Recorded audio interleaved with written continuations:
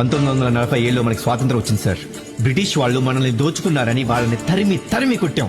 కానీ వాళ్ళు మనకి రోడ్లు వేశారు, రైళ్లు తెచ్చారు, బిల్డింగ్లు కట్టారు, డ్యాములు కట్టారు. అంతెందుకు సార్, ఇప్పుడు మనం మాట్లాడుకుంటున్న ఈ కోర్టు ప్రాంగణం కూడా వాళ్ళదే.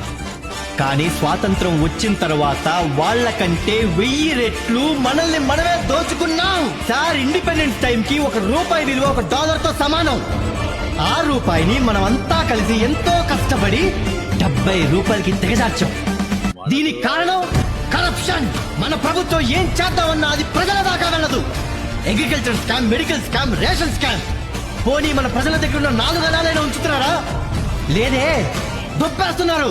మురికి వారలు మారలేదు, కూలి బ్రతులు మారలేదు, కడుపుకి తిండి పెట్టే రైతు చావులు ఆగలేదు. అడ్డమైన గడ్డి తినడమే కాదు సార్, ఆఖరికి పశువులకు పెట్టే గడ్డి కూడా తినేస్తున్నారు.